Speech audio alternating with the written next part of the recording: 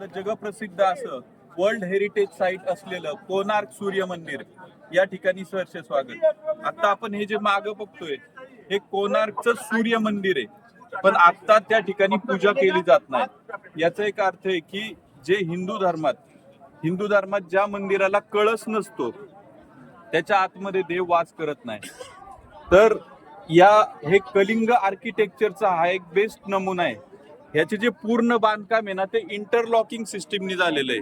म्हणजे दगडात दगड हे करून सळया हे करून आणि मध्यभागी बरोबर ते मॅग्नेट सगळ्या सळयांना एकत्र करून त्या मंदिराचं सगळं टिकून होतं.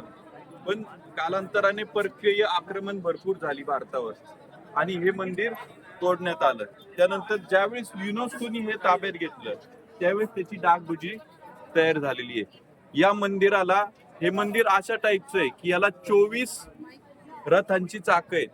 म्हणजे हे रथ आहे, रथाला 24 चाकं आहेत आणि 24 चाकांच्या पुढे 7 घोडे आहेत.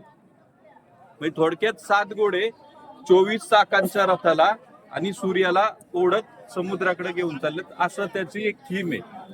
त्यातली काही चाकच शिल्लक राहिलेली आहेत. आता तुमच्याकडे 10 रुपयाची नोट असेल बघा, 10 रुपयाची नोट आपली, 10 रुपयाच्या नोटेवरती त्या चाकाचं चित्र आहे. गाईड आपल्याला त्या चाकापाशी घेऊन जाणार आहे.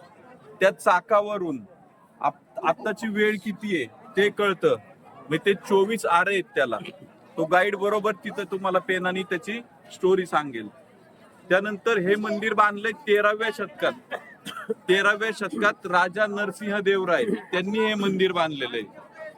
त्यावेळेस सुद्धा म्हणजे आत्ताच्या ज्या लेडीज घालतात मिडी स्कर्ट वगैरे मेकअपचं साहित्य ह्याचं सुद्धा कोरीव काम त्या मंदिरात आहे. म्हणजे आपण किती वेस्टर्न होतो, म्हणजे वेस्टर्न कल्चर नंतर आलं.